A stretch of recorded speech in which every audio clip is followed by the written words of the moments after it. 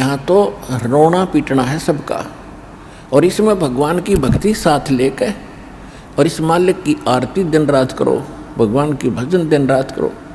ठीक है, कोई दुर्घटना घट भी जाता, मालिक की भजन नहीं छोड़े, आरती इसी तरह करता रहे, इसमें बिल्कुल बंद नहीं करे,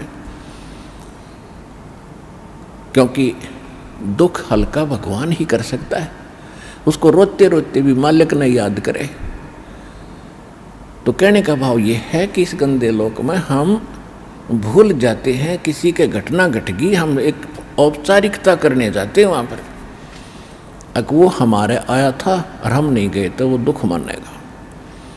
बस वहाँ थोड़ी सी देर बस पूछ लेते हैं कैसे हुआ, क्या हुआ, बहुत बुरा हुआ, बाहर आते फिर वो सैर सपट्टे अपने जो के तो रहते। जिसके लागे सो तन जाने, और यह सब क्या लगेगी, किसी के पहले लग जाएगी, किसी के बाद में लगेगी। या तो कोई नहीं बचेगा इस मार से, काल के कोल्लू में सब पड़े हुए हैं, और एक दिन इसके पाठ के नीचे आपने आना पड़ेगा। परमात्मा कहते हैं चलती चक्की देख के और दिया कबीरा रो, और दो पाटन के बीच में साबत बचा ना कोई। चक्की के बीच में चक्की चल रही है पत्थर की, उसमें कणक डाली जा रही है, कहते दो पाटों के बीच में, इस काल और माया के बीच में आपको पीसा जा रहा है, इसमें साबत कोई नहीं बचेगा। फिर कहते हैं कि किले से लागा रहे ताका नाश न हो। हमने देखा कि हमारी माताएं हाथ से चक्की पीसा करती थी, और उसमें एक किला होता था, किला बीच में एक ऐसे दोनों पाटों के बीच में सेंटर में पाट होते गोल गोल चक्कर पत्थर के, उसमें एक तो डंडा सा लगा होता था उसको घुमाने के लिए, और एक उनके सेंटर में एक सुराख सा होता था, उसमें एक लकड़ की ऐसे गोल सी लंबी लंबी सी एक लगी हुई थी गुटका सा, और उसके चारों तरफ उसके खाली स्थान होता था, उसको किला बोलते थे। अब जो कणक उस किले में पड़ गई वह तो ज्यों की त्यों रहती थी, उस पर उन दोनों पाटों का असर नहीं होता था, और जो उन दो पाटों के बीच में आ गई वह सारी पीस दी जाती थी। तो यहाँ परमात्मा कहते हैं किले से लागा रहे ताका नाश ना हो।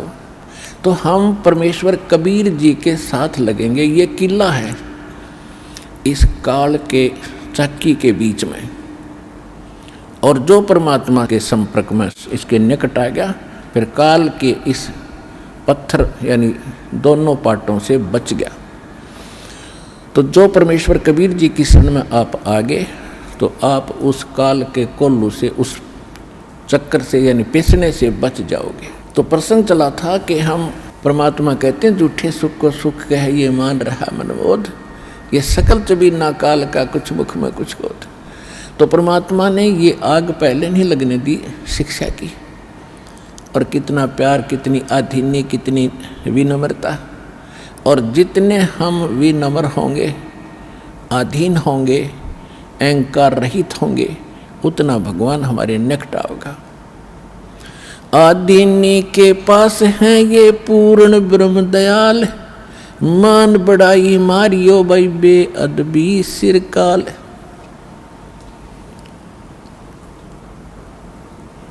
अब जितने हम विनम्र रहेंगे परमात्मा उतना ही साथ देगा, हम अहंकार प्रयोग करेंगे भगवान कोसों दूर चला जाएगा। तो इस प्रकार हमने परमात्मा से लाभ लेने के वो सभी फार्मूले अपनाने पड़ेंगे,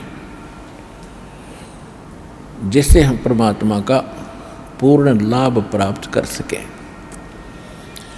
अब जो प्रसंग चला था कि इस 21 ब्रह्मांड में परमात्मा कहते हैं हमने कोई सुखी प्राणी नहीं देखा। कहते हैं घाटे बाद सब जग दुखिया। जिसको घाटा माने हानि होगी, लॉस हो गया बिजनेस में, या कोई खेती हानि होगी, फसल नष्ट होगी, वो तो आप पे दुखी, और जिसने लाभ हो गया वो और घना दुखी।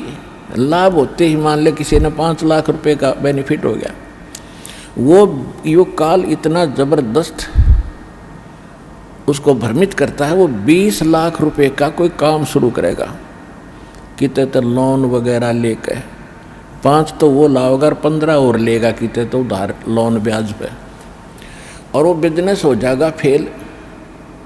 वो 20-5 तो वो गए, 15 और उधार वो आगे आगर मांगनी है पीछे पीछे काटे चक्कर फिर। तो कहने का भाव ये है, इन बकवादों को छोड़ के भक्ति विधि अपना के अपना पीछा छुड़वा लो। इतनी सी बात है, परमात्मा 120 वर्ष तो पहले कह के चले गए। अब वो एक अपना एफिडेविट छोड़ गए, अपनी वाणी छोड़ गए भगवान विधान बना के। आज ये दास 20 वर्ष से ये दास लग रहा है इसी को समझाने और बताने के लिए।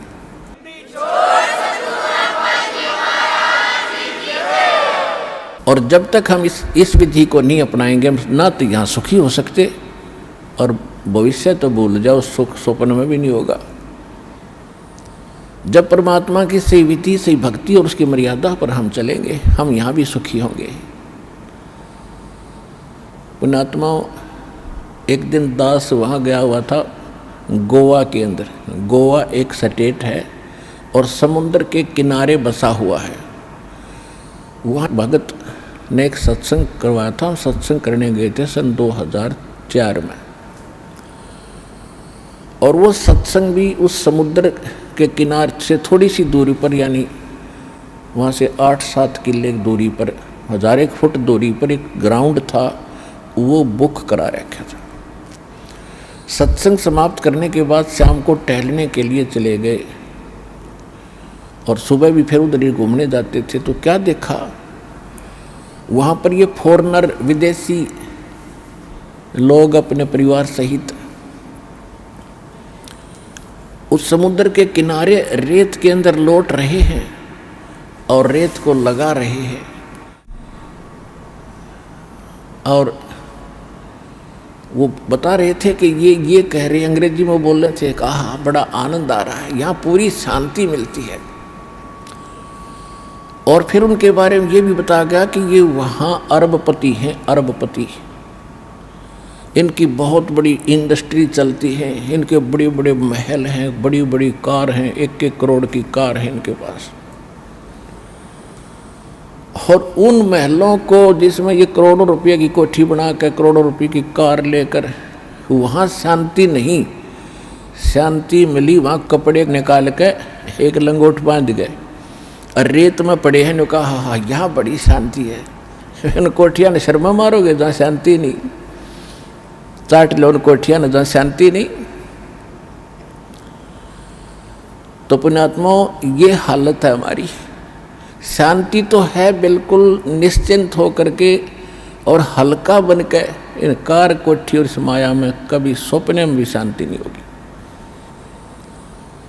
और शांति नहीं है तब बाढ़ में जाओ, वो धन जिसके चाहे अरबपति और चाहे खरबपति, जब आत्मा में शांति नहीं, वो तो आज भी आग में जल रहा है, फिर सारी संपत्ति ने छोड़ के फिर नरक की आग में न्यारा जलेगा।